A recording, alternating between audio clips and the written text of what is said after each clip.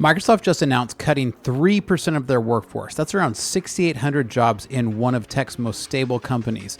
So this isn't just about downsizing, it's about restructuring. Microsoft is specifically targeting middle management layers while preserving technical talent. So they're not alone. Intel, Amazon, and tons of others are following the exact same playbook right now, a strategic management call that signals a major shift in how tech giants are organizing themselves for the next wave of innovation. Now, I'm not a fan of any layoffs. I always wish that companies could rearrange things or offer a lot of other options, but I am a fan of flatter org structures. I personally build my own companies that way with a very flat org structure. So I can understand the appeal here, but I get that this isn't going to be a super popular opinion. So there's obvious implications for everyone in technology with this announcement. So whether you're a manager worried about job security or a developer wondering what this means for your future opportunities, and how I feel that this is coming from something we saw in a spike in social media and LinkedIn last year from Paul Graham. I think this is really starting to affect the industry, and this is a very unique take. I'm one of the only people talking about this, so let's dive in and talk about it today.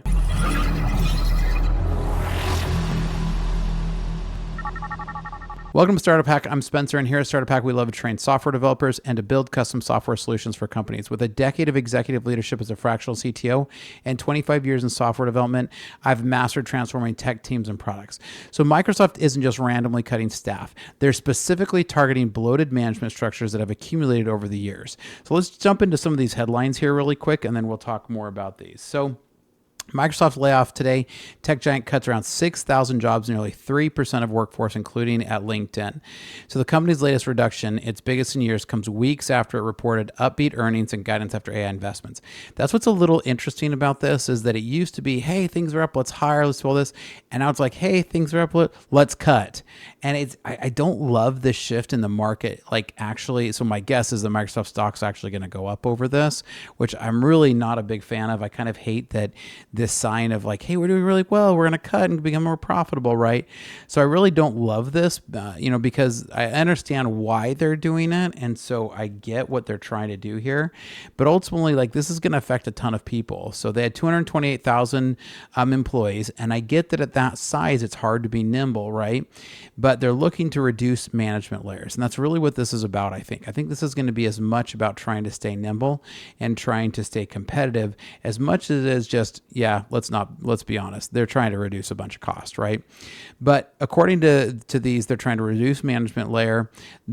And this follows the exact same playbook that Amazon implemented last year when they slashed middle management roles to streamline decision making. Now, I've seen this pattern repeat whenever technology giants need to reboot innovation cycles. And Microsoft's move sends a clear message to many managers that they're slowing down their ability to compete in AI-driven future. The most vulnerable positions are those several layers away from both customers and core technological work, right? Microsoft is essentially reviving Amazon's famous two pizza rule, the idea that no team should be larger than it can be fed with two pizzas. But many Microsoft teams have actually gotten smaller with a ratio of one manager to 5 to 6 employees. Now, this restructuring is going to aim to do what Amazon and Intel are trying to do with getting it closer to 10 to 12 per manager. Now, this isn't just about cost savings, although it is going to reduce because most of these managers are making about $250,000 to $350,000 annually. But it's also about communication efficiency. Every management layer, a decision must pass through adds exponential delay and potential for miscommunications or scope changes. Now, I've always implemented flat structures in my own organization, specifically because each additional layer of hierarchy dilutes the original vision for a product or for work. Now, when you remove these filters between technical teams and decision makers, you create space for direct communication and faster innovation cycles. Now, notice what Microsoft is not doing. They're not slashing developer headcount or putting technology initiatives on hold. This strategy specifically preserves the people who build the actual products while reducing those who mainly coordinate and gatekeep. Now, Microsoft's approach aligns perfectly with Paul Graham's concept of founder mode, right? Maintaining the direct connection between vision and execution. Now, in my experience building teams, the highest performing organizations maintain a direct line between technical decisions and business outcomes. These cuts actually create tremendous opportunity for technical contributors who can step up with leadership skills without necessarily wanting management titles. The most valuable talent profile emerges from it. This shift will be technical leads who can influence and coordinate without needing formal authority. Now, this isn't just a Microsoft phenomenon. Intel recently announced that among identical management-focused layoffs will mandating return to office for remaining staff. Now, Intel's CEO specifically highlighted trimming management layers as a key objective of their restructure. Tech companies grew management ranks enormously during the pandemic boom, and now they're trying to reverse course. So all these big companies got really bloated during the massive staff ups that we saw during 2020, 21, 22, and 23. But my prediction is we're going to see the same pattern repeat across a dozen major tech companies before the end of 2025. The companies moving first on these cuts were Microsoft, Amazon, Intel, some of these really large ones. But I think they're going to emerge stronger. Even though I don't love this kind of a thing, I can understand what they're trying to get to.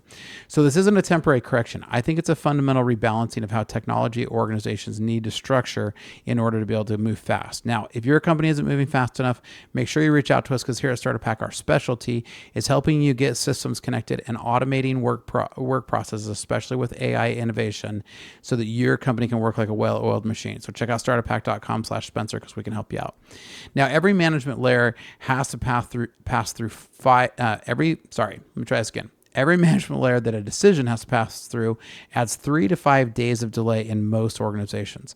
Now, Microsoft management trims aim to dramatically increase decision velocity by eliminating these bottlenecks. Now, I've observed that when you cut in half the management layers, you almost quadruple decision speeds. We've seen this with companies like SpaceX, with Tesla, with other companies that are really jumping on board with what Paul Graham taught last year, and we'll talk about that in a minute here. Now, management bloat is often the silent killer of innovation within large tech companies. We saw this originally with like IBM, right, back in its heydays. We've seen this over and over again with a lot of large companies. Apple's struggling with this right now. Microsoft cuts signal a deliberate attempt to recreate the innovative environment that drove their early success. Reddit discussions point out that many of Microsoft's recent innovations came despite their organizational structure, not because of it.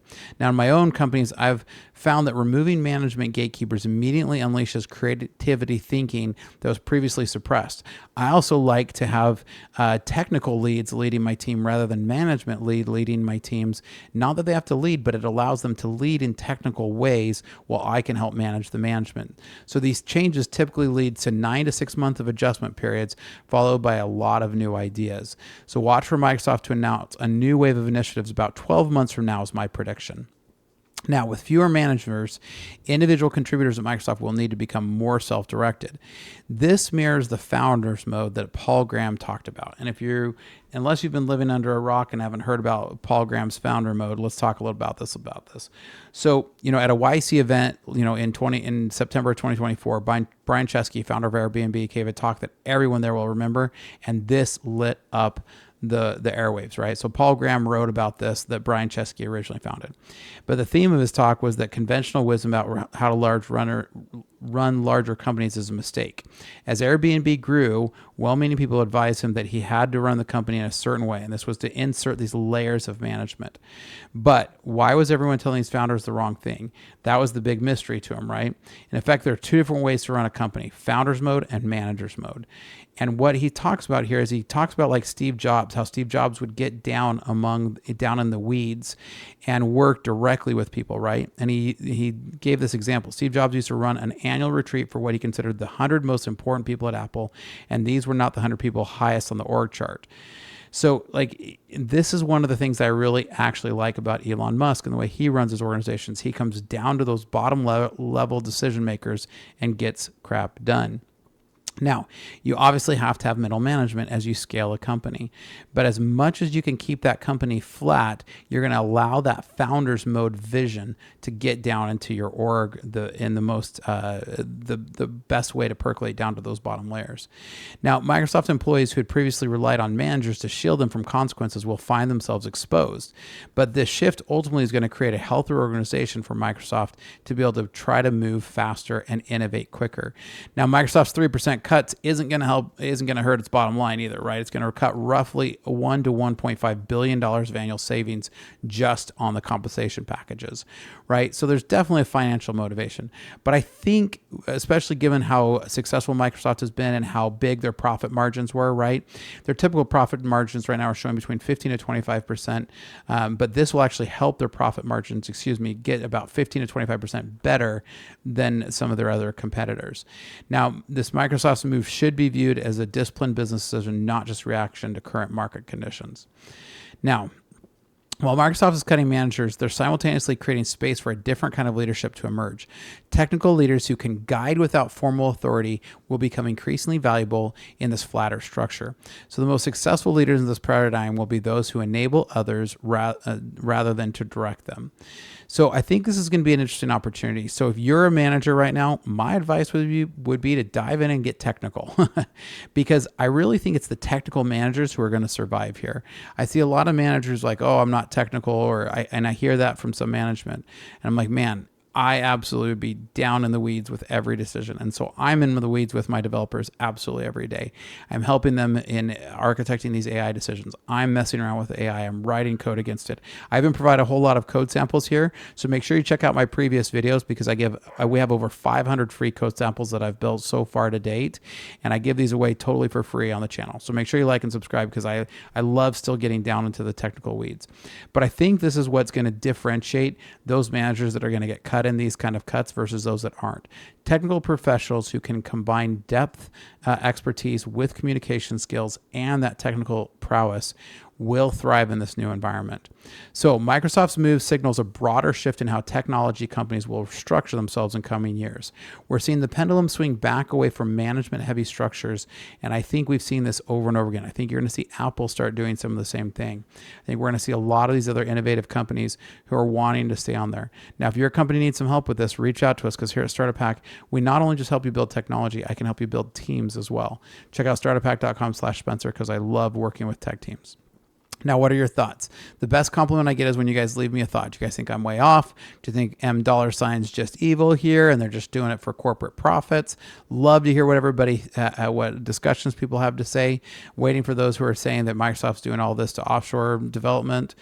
That's not really what we're seeing in this, but you're going to hear those smoke screens that Microsoft's offering the smoke screen. But what are your thoughts? Love to hear you. Make sure you leave a comment down below. And here's some great information about some of our services. Hi, my name is Spencer Thomason, and I'm a fractional CTO. With over a decade of executive leadership and a solid 25 years in software development, I've mastered the art of transforming technology teams and products. So what is a fractional CTO? This is where you can contract someone like myself to come into your organization and get the benefits of a seasoned CTO without having to employ me full time. In today's fast-paced world, efficiency, security, and product scaling aren't just goals, they're necessities. My passion is building impactful products and enhancing organizational efficiencies through technology. From startups to small businesses, my approach leverages lean methodologies to not just meet but exceed your strategic goals. Whether it's through executive mentoring, cloud system architecture, or launching a minimum viable product swiftly, my aim is to make a significant impact right from the start. Recognized in the Arizona startup ecosystem, my journey has been about creating value and fostering innovation. I have led technology for companies like GoDaddy, SRP, and Wells Fargo and turned challenges into milestones.